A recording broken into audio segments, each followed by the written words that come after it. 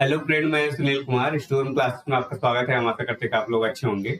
हम लोग देख रहे हैं क्वाड्रिलेटरल के ये भाग 5 है। अगर आपने 1, 2, 3, 4 भाग नहीं देखा है तो इस चैनल पे अपलोड है, जाकर उसको देख लीजिए। देखिए, हम लोगों ने वर्ग पढ़ चुके हैं, आयत पढ़ चुके हैं और समचतुर्भुज पढ़ चुके हैं। आज हम लोग पढ़ेंगे समांतर चतुर्भुज। देखिए, आयत जैसे ही ये होता है, आयत से ही बनता है। आइए देखते हैं। देखिए, समांतर चतुर्भुज ये आयत है।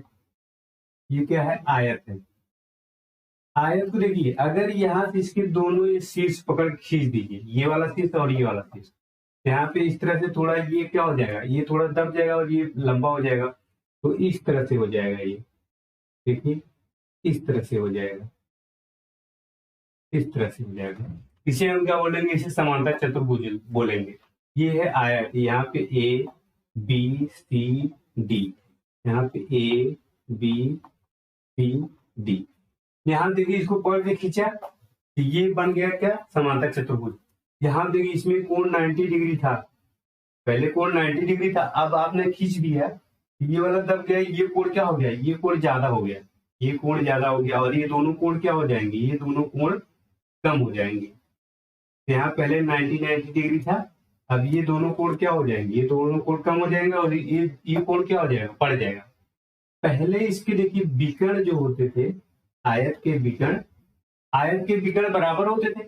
इसमें आयत ये अगर मान लीजिए D1 है तो और ये D2 है, तो यहाँ पे D1 बराबर D2 है, D1 बराबर यहाँ पे D2 है। और यहाँ पे विकर्ण देखिए, ये वाला विकर्ण जब हमने इसको पकड़ खींच दिया, ये वाला विकर्ण क्या हो जाएगा? लंबा हो जाएगा। देखिए, अगर इसको विकर्ण खींचेंगे तो ये वाला पकड़ खींचेंगे तो ये वाला विकर्ण तो लंबा होगा ना, और ये वाला विकर्ण क्या हो जाएगा? छोटा हो जाएगा।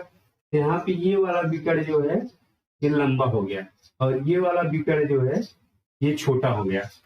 आप देख सकते हैं, इसमें दिख ही रहा होगा, ये वाला इसमें विकर्ण तो बराबर है, लेकिन जब इसको पकड़ खींचेंगे तो ये वाला विकर्ण तो लंबा हो जाएगा और ये वाला विकर्ण क्या हो जाएगा? छोटा हो जाएगा।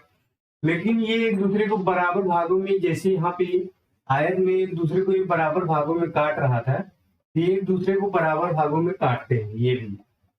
लेकिन यहाँ पे D1, अगर इसको मान ले D1 और इसको मान ले D2, यहाँ पे D1 not equal to D2 होगा।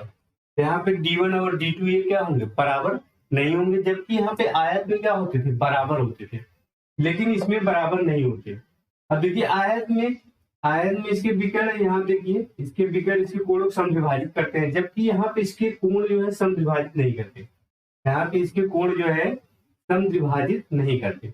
लेकिन एक बात है, आयत के आमने सामने के कोण जो है ये बराबर होते थे, इसके भी आमने सामने कोण बराबर होगा। ये कोण इस कोण के बराबर होगा और ये कोण इस कोण के बराबर होगा।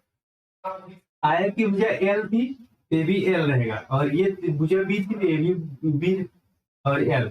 यहाँ पे भी ये भुजा में कोई परिवर्तन नहीं आएगा, भुजा वही रहेगी। भुजा यहाँ देखिए L है तो ए भी L है, और यहाँ पे ये B है तो ए भी क्या है? B है और ये L है। तो भुजा यहाँ पे परिवर्तित नहीं होगी, केवल इसके विकर्ण और इसके कोण क्या हो जाएंगे? बदल जाएंगे। यहाँ देखिए 90 डिग्री रहता है और यहाँ पे चेंज हो जाएंगे। अब यहाँ देखिए, ये इसको समांतर चतुर्भुज बोलते हैं, इसको भी समांतर चतुर्भुज बोल सकते हैं, क्योंकि समांतर चतुर्भुज की परिभाषा क्या है? आमने सामने भुजा क्या होनी चाहिए? समांतर होनी चाहिए। तो वर्ग भी समांतर चतुर्भुज है और समचतुर्भुज भी समांतर चतुर्भुज है। ये समांतर चतुर्भुज इसको बोलते ही है। यहाँ देखिए,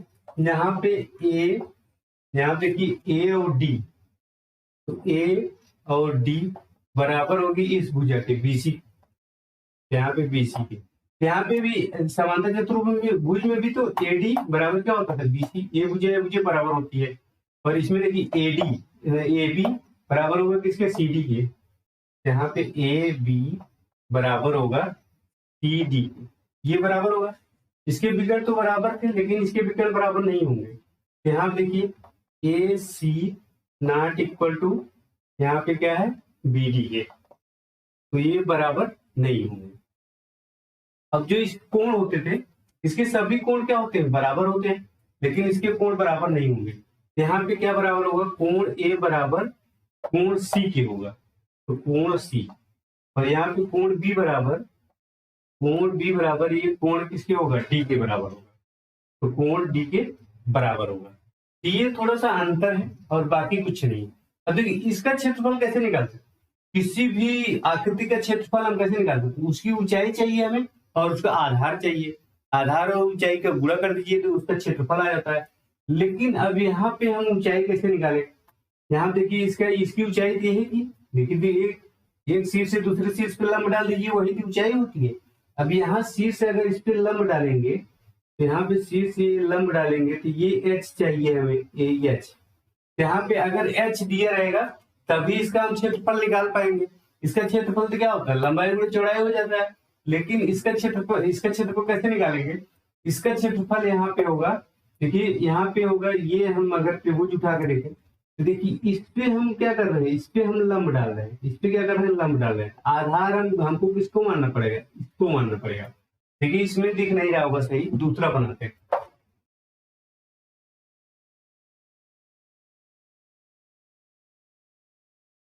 यहाँ देखिए एक समांतर चतुर्भुज है इस तरह से, इस पे यहाँ पे इस शीर्ष से लंब डालिए, h है। अब यहाँ पे ये भुजा L है और ये B है, L है और B है। यहाँ पे इसका क्षेत्रफल निकालने के लिए क्या होगा, इसका क्षेत्रफल निकालने के लिए हमें ऊंचाई चाहिए और आधार चाहिए। तो यहाँ पे A B C D, तो यहाँ पे जिस भुजा पे लंब डालेंगे वही उसी को आधार मानेंगे। यहाँ पे आधार क्या है, BC है, और लंब क्या है, लंब यहाँ पे कुछ मान लीजिए ABCD, यहाँ पे E मान लीजिए। यहाँ पे इसका क्षेत्रफल होगा यहाँ पे ऊंचाई मतलब AE गुणे यहाँ पे जिस भुजा पे लंब डाला है वही इसका आधार हो जाता है। यहाँ पे BC पे लंब डाला तो यहाँ पे BC, इसका मतलब AE कितना है, H है, और BC कितना है, B है। यहाँ पे H गुणे B, इसका क्षेत्रफल क्या होगा, H गुणे B है। अगर यहाँ पे देखिए, अगर दो यहाँ पे इस तरह से कभी कभी पूछ लेता है, यहाँ समांतर चतुर्भुज है, ये समांतर चतुर्भुज है और इसका एक विकर्ण दे देता है, और विकर्ण मान लेते हैं ये D है, ये क्या है, D है, विकर्ण ये D है। और यहाँ पे भी इससे इस पे लंब डालता है, इस विकर्ण पे, इस शीर्ष से इस विकर्ण पे लंब डालते हैं। यहाँ पे लंब होता है, इसकी ऊंचाई मान लेते हैं H1, और इस शीर्ष से इस भुजा पे लंब डाल देते हैं, इस शीर्ष पे लंब डाल देते हैं। यहाँ देखिए 90 डिग्री है और ये भी कितना है, 90 डिग्री है। यहाँ पे इसको मान लेते हैं H2, और यहाँ पे विकर्ण इसका क्या है, D है।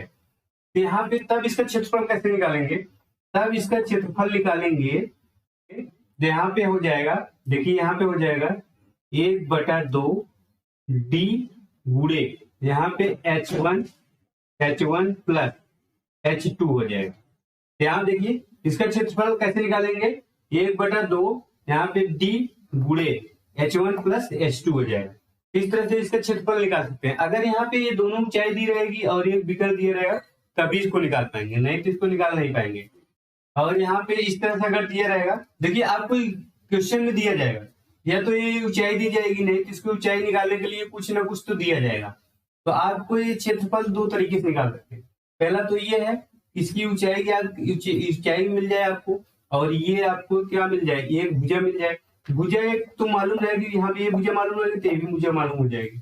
आपको ऊंचाई निकालने के लिए कुछ ना कुछ तो दिया जाएगा, और इसमें भी अगर इस तरह से भी दिया जाएगा तो यहाँ पे एक विकर्ण दिया जाएगा और दो ऊंचाई दी जाएगी।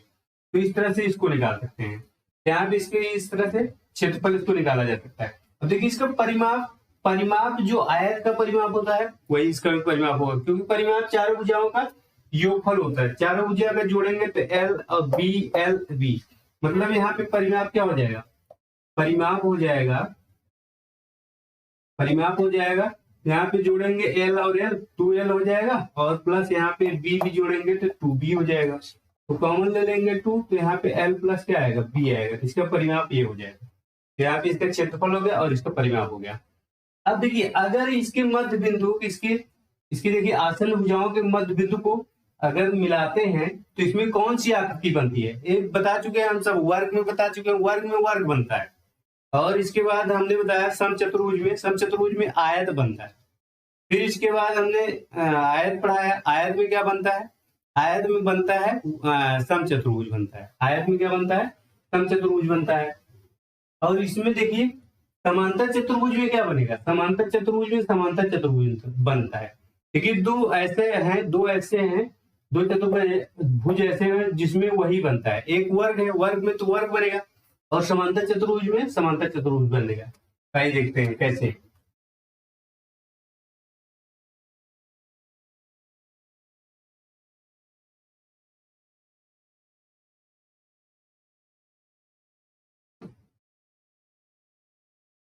देखिए समांतर चतुर्भुज है, ये समांतर चतुर्भुज है। ये मान लेते हैं यहाँ पे ए बी सी और डी। अब इसके विकर्ण खींचते हैं, इसके विकर्ण हो गए ये इसके विकर्ण हो गए। अब इसका मध्य बिंदु लाएंगे। यहाँ पे देखिए इसका मध्य बिंदु मान लेते हैं ये है, और इसका मध्य बिंदु ये है, इसका मध्य बिंदु ये है। अब आसन भुजाओं के मध्य बिंदु को मिला दीजिए, इसको मिला दीजिए, सभी को यहाँ पे मिला देंगे, यहाँ पे मिला देंगे। तो यहाँ देखिए ये भुजा मान लेते हैं, कुछ मान लेते हैं 8 मान लेते हैं। ये भुजा कितनी है, 8 है। यहाँ से यहाँ तक, ये यहाँ से यहाँ तक कितनी हो जाएगी, 4 हो जाएगी। यहाँ पे कुछ नाम दे दीजिए इसको, ABCD हो गया, यहाँ पे EF, और यहाँ पे G हो गया, यहाँ पे H हो गया। अब देखिए ये 4 हो जाएगा, ये भी 4 हो जाएगा। तो इसको 8 माना है तो ये भी 8 रहेगा, ये भी 4 हो जाएगा, और ये क्या हो जाएगा, 4 हो जाएगा। और ये मान लेते हैं 6 है, ये कितना है, 6 है, ये 3 हो जाएगा, और ये 3 हो जाएगा, ये भी 3 हो जाएगा, ये भी 3 हो जाएगा। यहाँ देखिए इसके विकर्ण, यहाँ देखिए इसके विकर्ण है, ये विकर्ण लंबा होगा, ये विकर्ण लंबा होगा। यहाँ पे 2 त्रिभुज हो जाए, 2 त्रिभुज हो गए। यहाँ देखिए अगर हम विकर्ण BD की बात करें, इसको 2 त्रिभुजों में बांटता है। यहाँ पे देखिए, यहाँ पे इस तरह से बना है, इस तरह से बना है। यहाँ पे ABCD है, ABCD है। यहाँ देखिए दो त्रिभुज में बांट रहा है, एक ऊपर वाला एक नीचे वाले। अब देखिए यहाँ पे इसका मध्य बिंदु है, और यहाँ पे मध्य बिंदु, इसको मिलाएंगे। देखिए त्रिभुज के मध्य बिंदु प्रमेय से, मध्य बिंदु प्रमेय क्या होता था, इसके मध्य बिंदु को मिलाते थे तो ये इस भुजक क्या होता है, समांतर होता है। इस भुजक समांतर होता है, और इस भुजक आधा होता है। तो यहाँ पे इस भुजा की ये भुजी क्या होगी, ये भुजा आधी होगी। इसको मिटा दी, इसको जरूरत नहीं पड़ेगी इसके। तो यहाँ पे अगर 90 डिग्री होता तभी इसका प्रयोग कर सकते हैं, क्योंकि इसका कोण पता नहीं है, इसका प्रयोग कर ही नहीं सकते। क्योंकि 2 भुजा मालूम, तीसरी भुजा नहीं निकाल सकते। यहाँ पे तीसरी भुजा इसलिए नहीं निकाल सकते, ये समकोण त्रिभुज नहीं है ना। यहाँ देखिए समकोण त्रिभुज बनता तब भी इसकी भुजा निकाल सकते। यहाँ समकोण त्रिभुज नहीं बन रहा है तो इसकी कोई जरूरत नहीं है इसका। अब देखिए यहाँ पे ये जो है BD का आधा होगा। यहाँ पे कुछ नाम दे दिए, यहाँ पे G है और ये H है। यहाँ पे GH बराबर क्या होगा, GH बराबर होगा ये BD का आधा होगा, BD का ये आधा होगा, तो BD का आधा। अगर ये वाली हम यहाँ पे HE निकालेंगे तो ये देखिए यहाँ पे इस तरह से खींचेंगे, ये भी 2 त्रिभुज बांट रहा है, एक त्रिभुज इधर के और एक त्रिभुज इधर का। तो ये जो अगर इसका मध्य बिंदु खींचते हैं, यहाँ देखिए मध्य बिंदु प्रमेय से ये क्या होगा, इसका आधा होगा। तो यहाँ पे ये जो है, यहाँ पे HE है, तो यहाँ पे HE बराबर क्या होगा, ये AC का आधा होगा। किसका आधा होगा, AC का ये आधा होगा। अतः आपको पता चल गया कि ये भुजा इसकी आधी है, इस विकर्ण की आधी है, और ये वाली भुजा इस विकर्ण की आधी है। तो ये विकर्ण क्या है, लंबा है, और ये विकर्ण क्या है, छोटा है। इसमें एक लंबा और एक छोटा होगा, तो उसमें क्या बनेगा, समांतर। देखिए समांतर, और ये इसके क्या है, समांतर है, इसके समांतर है। तो मतलब जो कोण यहाँ पे बनेगा वही कोण तो यहाँ पे बनेगा, यहाँ पे जो कोण बनेगा वही कोण यहाँ पे बनेगा। कैसे बनेगा, अब देख लेते हैं इसको। जैसे देखिए यहाँ पे दो जो है समांतर रेखा इस तरह से खींची गई है, 2 समांतर रेखा इस तरह से खींची गई है। अब देखिए 2 समांतर रेखा का अगर एक त्रियक रेखा काट रही है, एक त्रियक रेखा काट रही है, और फिर इसके समांतर एक त्रियक और रेखा काट रही है। तो जो कोण यहाँ पे बनेगा, देखिए जो कोण यहाँ पे बनेगा वही कोण यहाँ पे भी बनेगा। देखिए जो कोण यहाँ बनेगा वही कोण यहाँ बनेगा, और जो कोण यहाँ बनेगा वही कोण यहाँ पे बनेगा। तो यहाँ पे देखिए ये समांतर रेखा है, एक समान, देखिए ये समांतर रेखा और ये समांतर रेखा है। इसको देखिए ये दो समांतर रेखा काट रही है, तो जो कोण यहाँ पे बनेगा वही कोण यहाँ पे बनेगा, क्योंकि ये दोनों समांतर हैं और इसको ये तिर्यक रेखा काट रही है। जैसे यहाँ पे हमने बताया, तो यहाँ जो कोण बनेगा वही कोण यहाँ बनेगा। इसका मतलब ये है कि ये समांतर चतुर्भुज है, तो ये भी क्या होगा, समांतर चतुर्भुज होगा। यहाँ समांतर चतुर्भुज में क्या बनता है, समांतर चतुर्भुज ही बनता है। क्या बनता है, समांतर चतुर्भुज बनता है। देखिए किसमें वही आकृति बनती है। दो आपको याद करने की जरूरत नहीं, देखिए वर्ग में वर्ग बनता है, वर्ग में वर्ग बनता है, और समांतर चतुर्भुज में समांतर चतुर्भुज बनता है। अब बचा क्या है, बचा है आयत, आयत और सम चतुर्भुज बचा है। क्या बचा है, सम चतुर्भुज बचा है। देखिए आयत में सम चतुर्भुज बनेगा और सम चतुर्भुज में आयत बनेगा, इस तरह से हो जाएगा। केवल दो याद कर लीजिए, वर्ग और समांतर चतुर्भुज में दोनों वही बनता है, वर्ग में वर्ग बनता है, समांतर चतुर्भुज में समांतर चतुर्भुज बनेगा। दो बचा है, आयत और सम चतुर्भुज। आयत में बनेगा सम चतुर्भुज और सम चतुर्भुज में बनेगा आयत, ये हम पढ़ा चुके हैं। और बाकी समलंब चतुर्भुज में तो उसमें कुछ बनता नहीं है, और इसके बाद वो काइड में भी कुछ नहीं बनता। ये चार आपको याद रखना है, या तो ऐसे हो जाएंगे। देखिए आयत और सम चतुर्भुज, आयत में सम चतुर्भुज बनेगा, सम चतुर्भुज में आयत बनेगा, और समांतर चतुर्भुज में समांतर चतुर्भुज बनेगा, और वर्ग में वर्ग बनेगा। बस इतना याद रखना। तो ये लगभग इसकी जो है ये खत्म हो गई है। कुछ क्वेश्चन है, आइए क्वेश्चन को देखते हैं। यहाँ देखिए एक छोटी सी बात और इसमें भी है, जो हम इसकी पहले वाली सभी चतुर्भुज में बता चुके हैं। यहाँ देखिए समांतर चतुर्भुज है, समांतर चतुर्भुज है, इसकी भुजा एल है और ये बी है, एल बी है। यहाँ पे ए बी सी डी। यहाँ देखिए इसके विकर्ण है, दो विकर्ण होंगे इसके। यहाँ पे दोनों विकर्णों का, यहाँ D1 है ये और ये D2 है। यहाँ D1 का स्क्वायर प्लस D2 का स्क्वायर, D1 का स्क्वायर D2 का स्क्वायर, इसके भुजाओं के वर्गों के योग के क्या होता है, बराबर होता है। तो यहाँ पे इसकी भुजा क्या है, यहाँ पे L का स्क्वायर, L दो L हो जाएगा, तो 2L का स्क्वायर प्लस यहाँ पे B का स्क्वायर।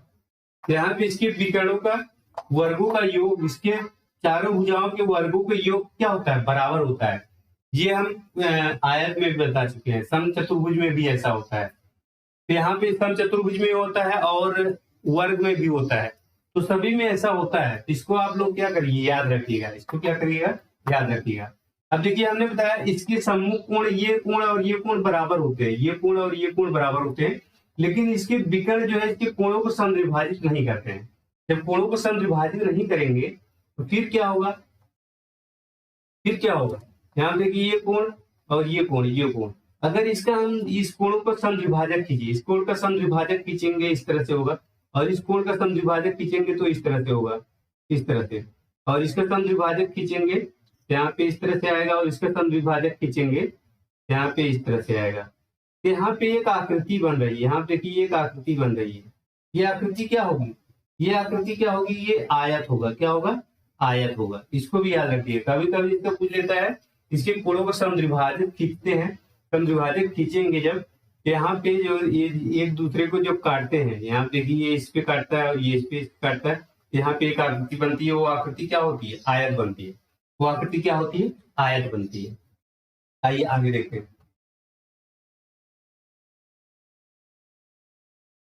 देखिए हम बता चुके हैं दो समांतर रेखा है, अगर इसको कोई तिर्यक रेखा काट रही है, तो हमने बताया कि यहाँ ये वाला कोण और ये इस कोण का योग, इसको दोनों का योग कितना होता है, 180 होता है। आज अगर इसका समद्विभाजक खींचा जाए, इसका समद्विभाजक खींचा जाए, तो यहाँ पे जो कोण बनता है वो कोण कितना बनता है, 90 डिग्री बनता है। ये हम बता चुके हैं पहले भी।